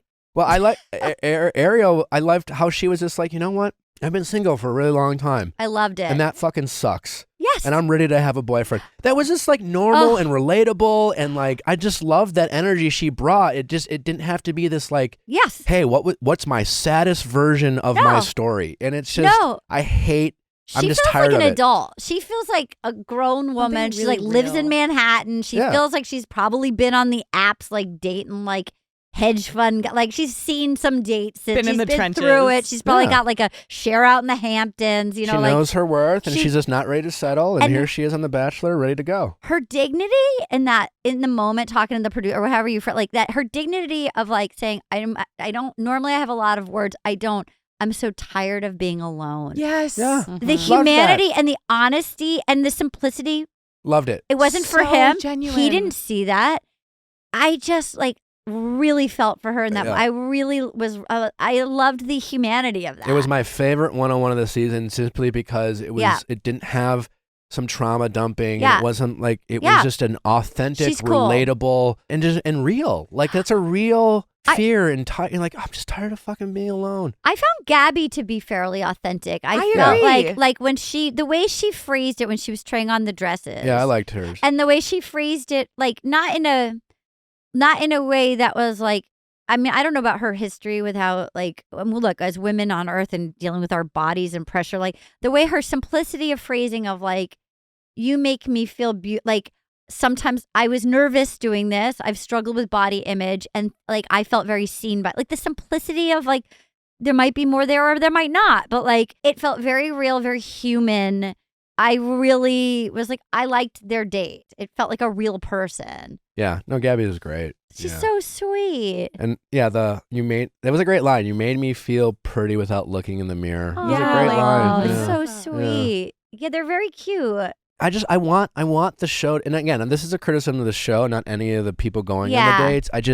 I hate like I understand like putting it in, but Yeah. like the pressure that they put on these contestants The trauma bond. and it's just I don't know. And again, when these shows are edited the way they are, I think it's almost irresponsible to Yeah. have these types of conversations that Yeah. are highly edited, and you get like just snippets of things, and like, you know, we need to have longer dialogues around these serious topics, and like I just don't think they should incorporate conversations around abuse unless they're going to give it its proper conversation and runway Yeah. to like, you know, show that, you know, all the details, or where Zach can like have the proper amount of like dialogue. Zach is just in general is really bad at follow-up questions and empathy. Yeah. It's terrible. He's just more like, yeah, I'm sorry that you don't deserve that. Someone like Charity talked about this. I would want to know, like, well, where are you now with this? Are you healed from this? How have you dealt with this? Yeah. Like, how does this affect you in future relationships? How can I be a supporting partner to you in the future? Totally. None of that Yeah. ever with any of these conversations. No.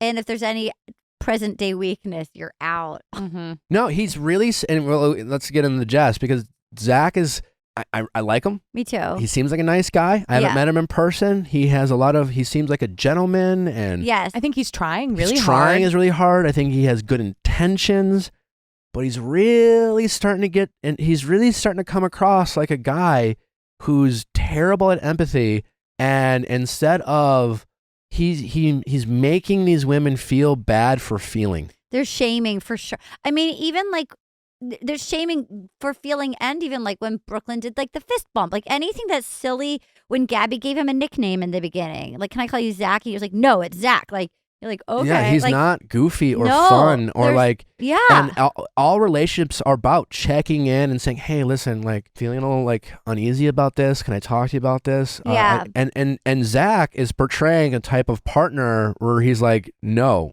you can't doubt us. You can't question me.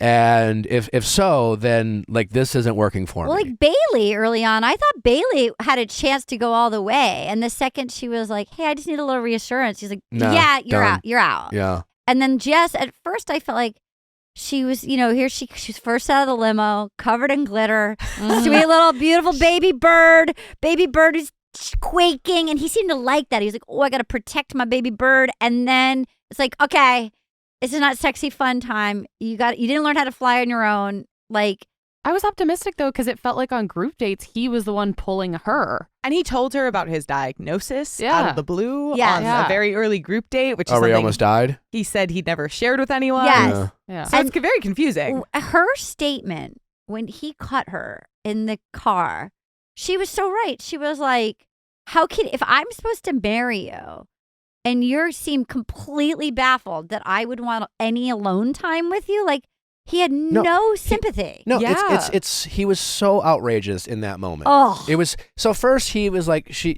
sits down and she just calmly just, she doesn't, she knows that Zach is easily rattled, so she's trying to like express her doubts without letting him know that like, there's anything wrong. So she's tiptoeing around Zach, and he does his, his head nod thing. I can't. He's got, he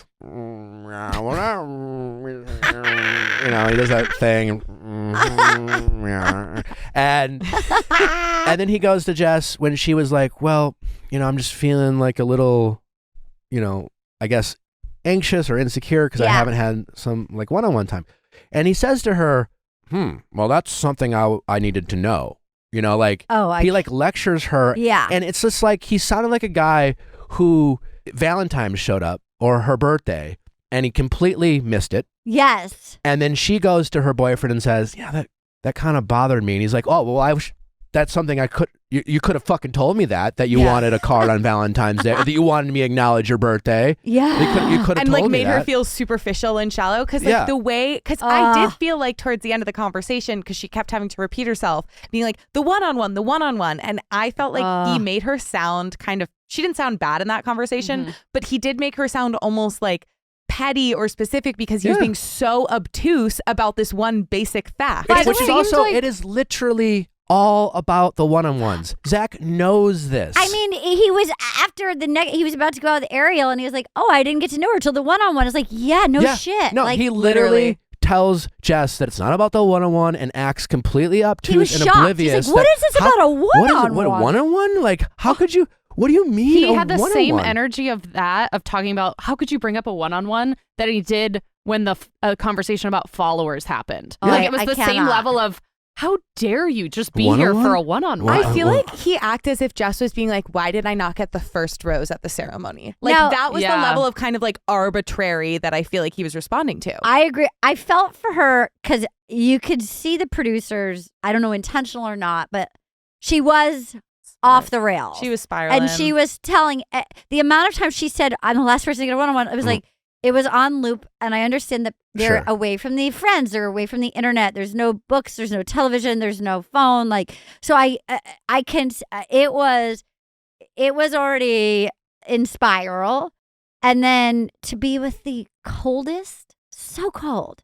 There was no compassion. The coldest and like almost like you're disgusting. Like, you want to? How dare you want to one-on-one? Like, absolutely no empathy. And then again, to your as you all mentioned, the very next day, he's just like, "Wow, it's just like everything's changed with Ariel after this one-on-one." It's just like, no fucking shit, Zach. That's what it is. is. It's all about the one-on-one. If you don't get a one-on-one, you don't have a chance. And you're also saying this as someone who got a one-on-one very fucking early in Rachel's season. So of course you don't understand what it's like to be insecure and waiting. Yeah. And Thank you. And when you consider the possibility that there was, I don't know, an 80-90% chance that Zach knew he was going to send Jess home in that conversation. Now, I don't know for sure, but knowing how that shit works, I would say 80% chance Zach knew he was going to send Jess home. And so it was a total setup. So he was almost happy to be like, well, it's this for this reason. I mean, I hate using this word, but it was gaslighty. It was gaslighty. I was thinking that too. And I was like, oh my God, it's weird when you actually see it in real time and you can be like, he's totally gaslighting. But he knew what she was talking about and he was making her feel fucking crazy for an absolutely normal and valid concern and then acting completely like he didn't understand. What do you mean one-on-one? I just don't. And then he literally said to her, he goes, in this conversation, she said to Jess, I have so much confidence in us. I just don't understand. And then, wait, there we go. Yeah, snapping. Nice. Oh, he's just like, and then she makes one comment and then he just goes, I can't. Well, I lost confidence in us. So he does it to all of them. That doesn't happen in a conversation. He acted like, one conversation can change everything. He did that with Bailey. I mean, one conversation can change anything. He did that with another one, too. If you go into a conversation and all of a sudden the person just starts like calling you names and acts like a completely different person, but he's acting like one conversation can change anything when that person just comes to you to just get a little bit of assurance and validation. Is at this point, Zach knows, even if he didn't know he was going to send her home at that point, he knows that Jess is falling behind. So why doesn't he just validate Jess and say, you know what? I totally understand how you feel. Like, this is a really hard experience. And, you know, if I'm being honest, like, I definitely was really excited about us, but like, for whatever reason, like, I am making stronger connections, and it's just like, and I'm really sorry because I know that sucks. Like, that's all he had to say. But instead of just like taking some accountability that he's just, it's like, it's not even his fault. He's just liking other people more, and that's okay. That's the name of the game. And instead of just acknowledging that, he's making her feel bad for wanting some time with him and have an opportunity to build the same connection she's saying all the other women make. And it's such a prick move to make these women feel bad for like being insecure. It's an asshole move. And I'm just like, it's 2 weeks in a row he's done this. Agree. He's done it a few times. And I feel like, okay, I can almost co-sign boring. If you're a nice guy, and because I actually do believe he is looking for love. I think I do believe he wants to find a wife. If you're a gentleman and you're boring, he's got nice ladies. I like the setup. I'll get on your ride. But he's proved to be shaming and a cold dick. Yeah. And that's where you lose me. And I have a theory. He's getting drunk with bachelor power. I think he also gets triggered when he sees, whenever there's any kind of reference to like the gamesmanship of the structure, I think he gets really triggered because he feels like Rachel played him. Like he feels like Rachel just wanted to have her like good boy front runner guy for the whole half the season who she would just discard after fantasy suites. And I think he gets really like worked up when he feels like someone is playing the game. And like that's why with Jess, he's like one-on-one stuff. With Greer, he's like, it's not a sales talk. Like whenever he feels like someone is doing anything other than authenticity, I think he reacts really poorly. She should have picked Avon. I know. Is that his name, Avon? Yeah. He was so cute and sweet. He was so hot, so charming. Great energy. She should have picked Avon. And I think the reason that they had such like a butting head is because Jess was coming into that conversation when she was saying one-on-one, she meant quality time reassurance. Yeah, that's right. And when he hears one-on-one, it's like the terms of the game. Right. And it's talking about production and it's followers and it's clout and it's whatever. And like she's coming at it from a relationship wanting time. And he's like, oh my God, but she's watched the show before and she knows it's called a one-on-one. And she's like calculated. That might be a reason, but like, come on, Zach. This is a TV show. Right. You know what I'm saying? Like is Zach incapable of acknowledging that he can, you know, take it seriously and look for love? I hate the over-righteousness as if Zach is going to delete Instagram and never make $1. Yeah. You know what I'm saying? Like, Zach's having the energy as the Bachelor as if Zach should delete all social media. Yeah. And he should never monetize or capitalize on this wonderful opportunity he's been gifted, which I don't think he should. But he's acting as if that's the only way to go about it. And then he's shaming everyone else for even the possibility that there are other advantages of being on the show other than the greatness of meeting Zach. It also feels like if you end up with him, it does feel like he has a chemical reaction to any weakness at all. That you'd have to walk on eggshells. Well, that's like, with this, it's what an opportunity in a relationship in a context where you're so limited. Like the amount of time you get with people, the exposure to real world issues is so limited. To have a disconnect that you could try to operate and navigate as a couple and overcome is a really big opportunity in terms of building the practical skills that would actually give you a meaningful relationship. And so far what Zach has shown is whenever there's the slightest bit of disconnect or incongruence, it's a fireable offense for him. Slightly defending Zach, it's not even a defense. It's an explanation because he's not doing this with the Gabbies and the Katies and the Cats of the world. I'd be willing to bet there will be some resistance, and I'm guessing we'll see Zach try to work through that a little bit with the women he's actually having connections with. Yeah. I just hate knowing how this all works and knowing that he just doesn't have these connections with the Jesses, you know, and the Brooklyns, or, you know, basically anyone who's under this top three. Like, he just doesn't have that strong connections. He has rapport.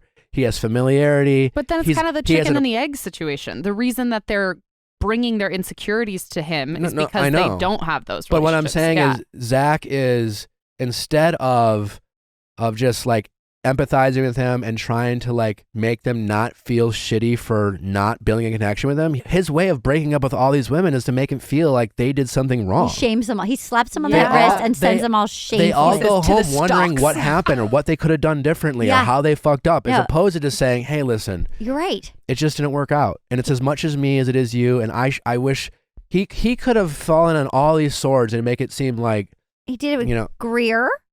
Last week he did it with Bailey. He did it with what was the gal? What was her name? Anastasia. He did it with Anastasia. It's ironic because they're coming to him for validation and he can't even validate and then their he's like, insecurities. and then he's also like, you're disgusting. Like, get out. How dare you? How dare you? it's like it's their problem that they're not making a connection with Zach, even though he's the bachelor and in theory he gets to choose who he gets to spend time with. I just got distracted by your nice couch. That feels good. Is this, what is this, chenille, velvet? What are we working with here? It's comfortable. It's a nice performance fabric.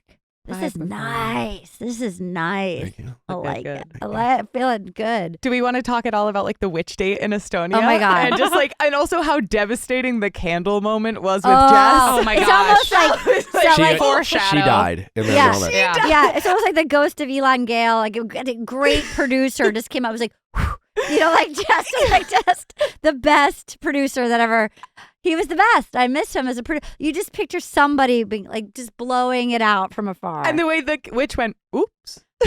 And also the showing up of the nudists, like in 2023, it feels like a 2008 move of like, it's cool if we send nude people and you haven't weird. said yes. In the hot tub? It That was felt weird. It That felt was- like you can't do that anymore. Can you do that? The sauna was one thing. The making out in the hot tub together was another. Also, when they When said you're it's gonna- sharing a body of water and there's only so much water, Yes. like it's like, I don't want Get your pre-cum. dirty dick out of here. And when they also said it's going to be nudist, and she was like, I'll be in a bathing suit. I was like, yes, honey. Like, because back in the day, people were like, okay, I guess they have to be nude. Like, so at least she had the wherewithal to be like, yeah, I'm not doing that. And then like, well, guess what? We're sending these nude villagers in. Like, yeah, that was bizarre. it felt really dated. I did think Ariel's comment that like the older someone is, the more likely they are to be naked. That's I was like, so she funny. understands the human condition. That's hilarious. That's why she's she's cool. Great hang.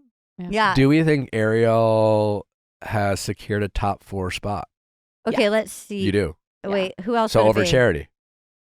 Over Brooklyn. I think maybe Kath. Oh, for sure over Brooklyn. For sure over Brooklyn. I could see a world where Kat doesn't make top 4 now. That's what I'm because she's gonna spin out because they got under her skin and she's gonna show weakness and he's gonna cut her. Yeah. I mean, I think I ended up being right about Kat. I hate how it went down because I do think again, knowing how this all works, I think she did a normal thing and whatever, and now it's just being snowballed. But she's gonna rehash it. No, Yeah, you're right. I see what you're saying. I So think starting from the top. she's going to, but I do think because of the drama and the the incubation, everybody's in all the hens in the head, all the ladies getting at it.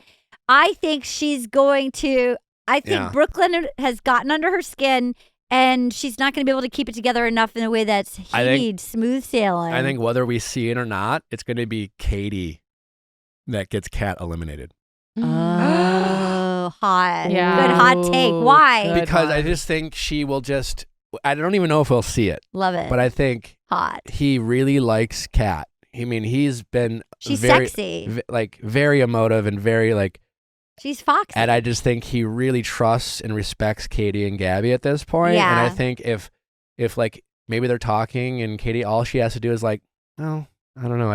I wouldn't have done that kind of thing. Yeah. I think that's all she will have. Like, I think if she sees Katie kind of wobbling, she'll just be there to like, Cat. If Cat's wobbling. Yeah. if Kat's wobbling, kind of Push like, her. Put Humpty Dumpty off of the wall. yeah, she'll just like give that last minute Like one more push. straw, Yeah, just to one bring I more- think you're one right. more Oh, I can't wait. straw. I'm going to text you when it happens when I'm watching. And I'm going to text you. I feel like, I don't know if we'll see it or if this was all behind the scenes, but I love it. I like I that. can picture Katie kind of knowing her competition and just, Look, they're both nurses. They're Kat and Katie. By the Oh way, my God. I yeah, like one's how- got to go. They're both blondes. By the way, she also became Kat after our first amazing After cat our left. brilliant, beautiful, With our Justice Oh, for Kat. give A us real Justice cat. for The most Christina. emotive Justice woman. for Holland. By the way, justice for Kat. Like, give me the Give me like 3 more weeks of the eyes. Put her on Paradise. Put her with Justin on Paradise to give us the reactions. She and Justin just like the 2 old men on Muppets. I just want to watch their eyes. Gallery. I want the peanut. Cat's facial expressions. Give her like a permanent position in Bachelor Nation. Incredible. Like She's just incredible. like a tiny screen in the bottom corner, like Obsessed they do with for the her. live The shows. cat cam. It's just it's the cat cam. She was incredible. So then you can't become Cat after we had the best Cat of all time. Now you're Cat, and so it's Cat and Katie. I don't know. Both nurses. Katie's got to win. Katie's gonna win. I hope Gabby wins, but Katie's gonna win. Interesting. She's Gabby for Bachelorette. I think Gabby. No, she won't be Bachelorette. I think she could be Bachelorette. She's got great energy. Oh, she's great. She's fun, great. and she's lovely. Brooklyn, Gabby. I think Katie's too. What about Charity? But do they want like an Emily Maynard season? Because the question is like, are they testing the waters with this like vintage Bachelor vibes? Are we going to get another like sweetheart nurse who's just like a very but Emily pure... Maynard that's not a comp. She was a race car driver's widowed wife with a kid. Like, and but she's a very kind blonde nurse also. Yeah. I just no offense to Katie. I just don't think that's a comp. Okay. Sure. I want to say a couple weeks ago, there was an ad. First of all, when are they going to give a senior bachelor? How dare you? Stop it. Either do it or don't. We all are here for it. Give it to me. A what bachelor? Senior bachelor. When are you senior? Stop advertising for it. Like, let's give it to me or not. But a couple weeks ago, they had an ad that was like, are you a single parent? Like, I was like, are they going to give us Mandrell? But then she became too much of a villain. But I was like, give me a Mandrell season. Are you a single parent? There was an ad. Are you a single parent? Week 1, I thought she was a bachelorette for sure. Yeah. She's great TV. Yeah.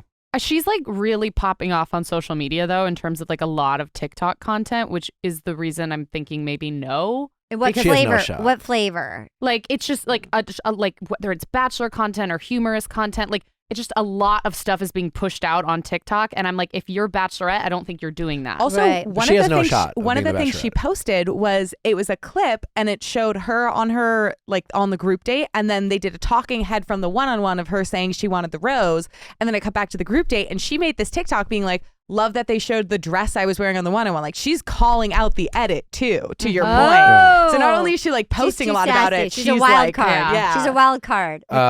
She went home too early to be the Bachelorette. I think Brooklyn, Gabby. Charity?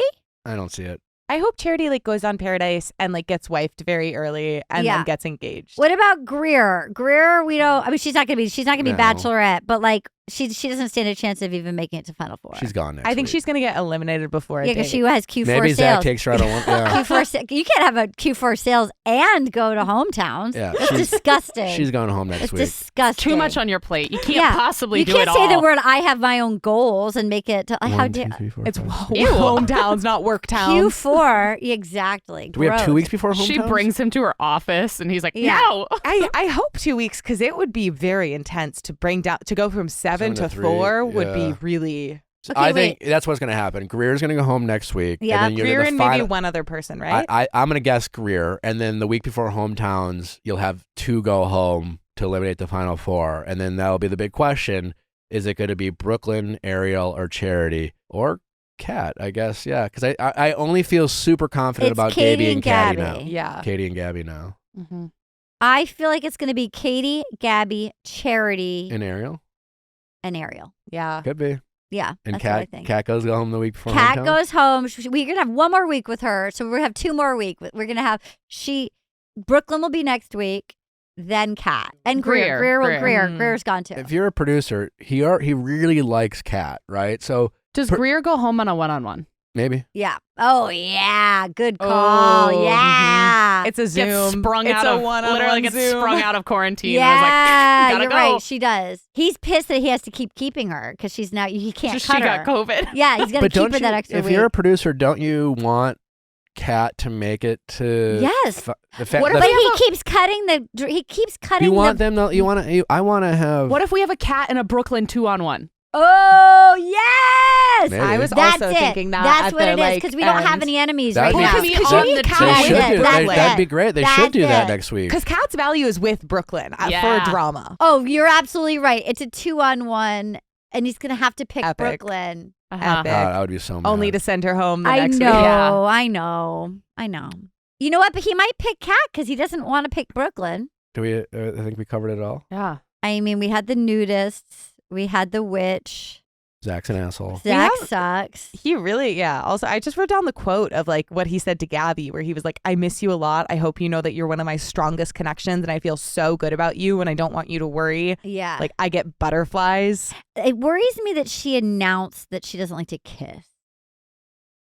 You don't want to marry somebody that doesn't want to kiss you.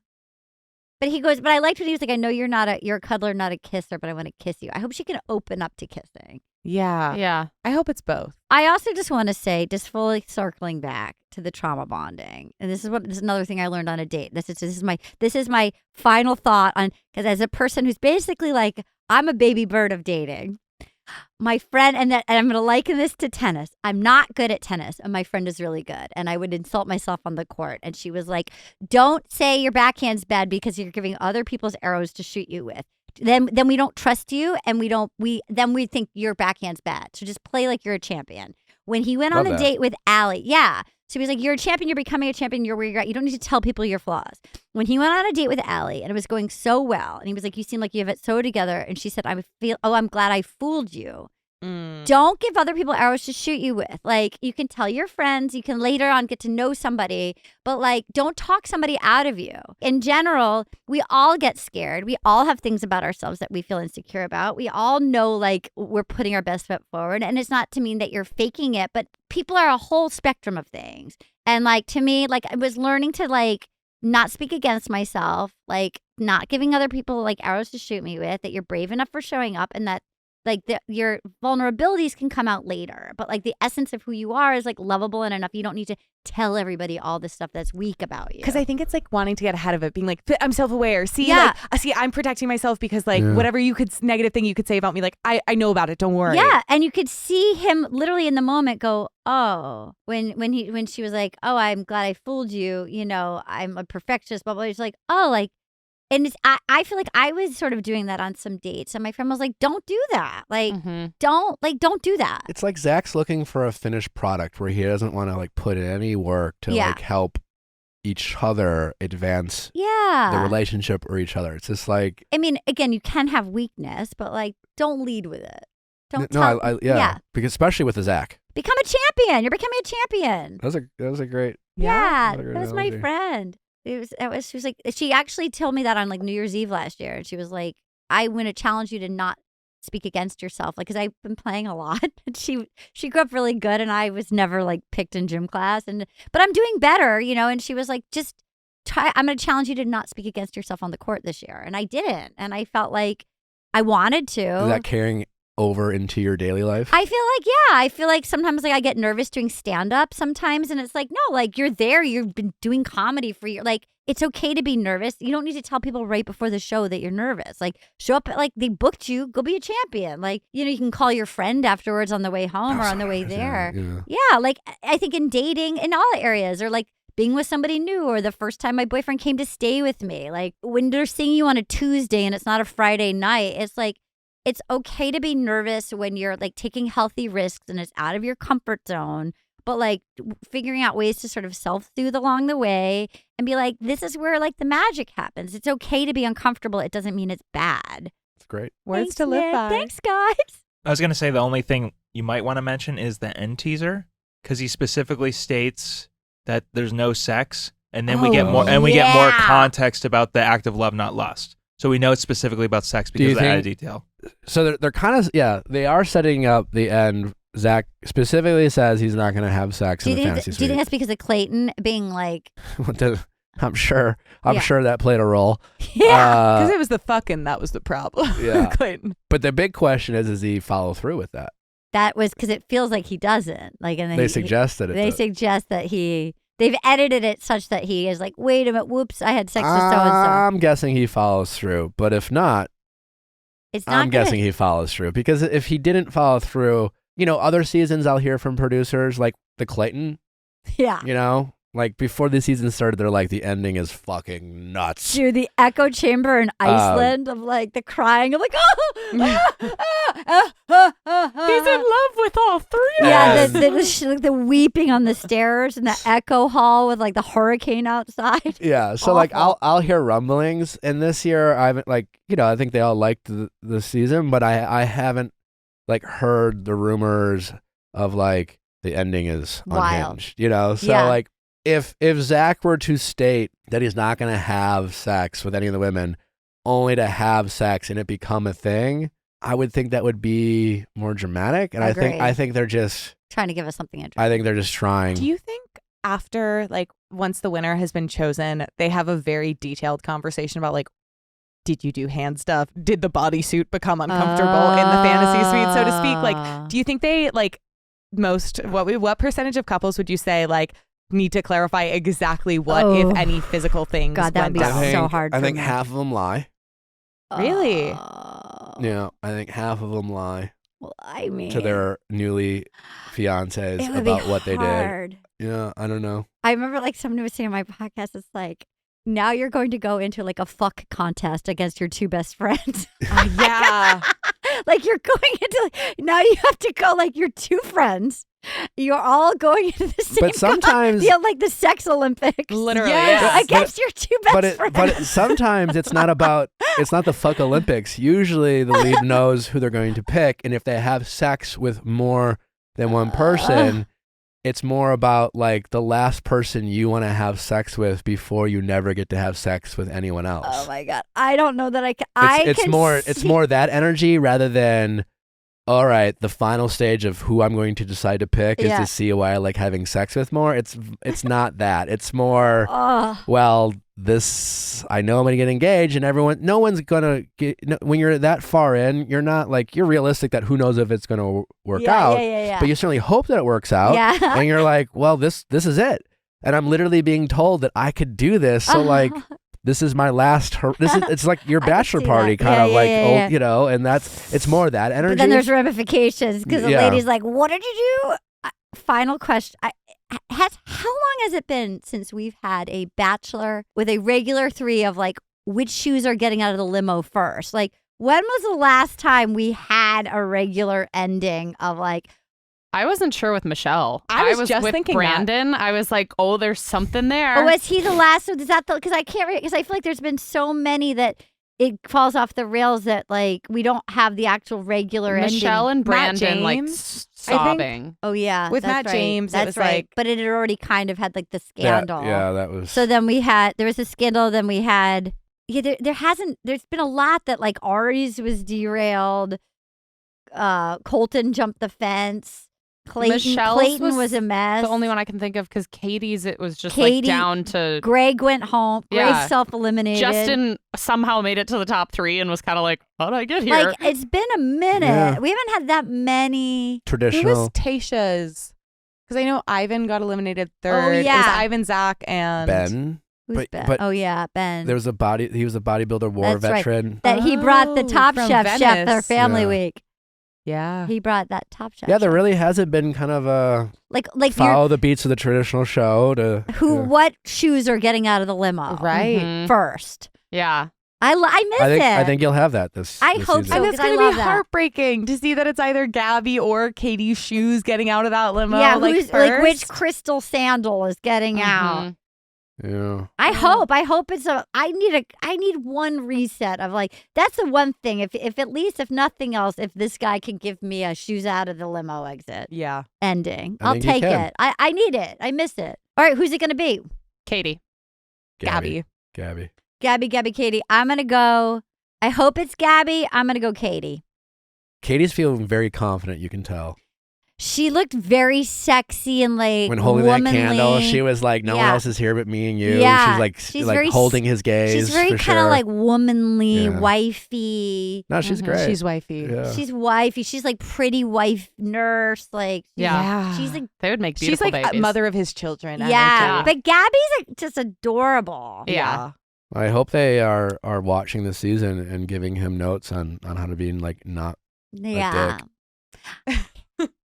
like the fact that he likes them, like, is promising because they are pretty great. So maybe they are, because they seem like they could be gals that be like, hey, that wasn't very nice. Yeah. I don't know that he unfortunately, could hear it. he's a little drunk with bachelor power. Oh, yeah. It's probably like an age thing also of like. That's right. He's really young. He's really young. He's really young. I don't like that as an excuse. Thank you. He's 26 years old. Get it together. That's an adult man. You're right. It's not like he's going to be that much better at 36. They'll probably just be more hardened Yeah. to like mansplaining, like, whoa, your feelings. Get out. Yeah, he's a 26-year-old man. Can we stop? Thank you. I know it's like in the grand scheme of things, like, if Zach gets his heart broken and I'm going to be like, hey, man, you're young. You have a lot of life ahead of you. But like, that's not an excuse to be shitty to people. And like, listen, I'm sure Zach's a great guy and he'll learn and this is not the end of the world. But like, he is 2 weeks in a row shown a type of behavior that I think is sadly prominent in a lot of men dating out there. Totally. And this type of behavior to like, the energy we see in dating where it's just you're not showing empathy and you are kind of being a dick real quickly because of whatever is going on in you, and you're projecting your frustration onto people who don't deserve that type of energy. And that's nice. I don't care how old he is, like he's old enough not to do that. That's nice. In 15 years, his teenage daughter is going to bring him something. He's going to be like, well, let me walk you out. Yeah, exactly. Yeah. Side note, I keep looking at your shoes in the monitor. They're so cute. I might get them for my boyfriend for his birthday. They're so cute. Oh, they were cheap too. I got them even better. Got them for $35. What? Wow. So cute. Yeah. Really nice. Arden, thanks so much for coming. Oh my God, thank you so this much is so for much having fun. me. Please come back in soon. I would love to come back. Oh, anytime. Do you want to come play with us? Yeah, love to. Please let my audience know all the great things you're doing. Thank you so much. I have a few fun things coming up that are secret, but they'll be coming up, they'll be announced soon, which are very exciting. But in the meantime, I have a very silly comedic podcast about the Bachelor franchise called Will You Accept This Rose? It's on iHeart. Tomorrow's guest, we come out on Wednesdays. Tomorrow's guest will be Jim Jeffries, who's Friend of show. Friend of We show. love Jim. And Wells and Jim are going to be there tomorrow. Last week we had Lance Bass. Have you had Lance on? Yeah. I have, He's so funny. Yeah. And then we're doing I have a weekend of live shows in New York. I'm going to be doing stand-up at Union Hall in Brooklyn at April 14th.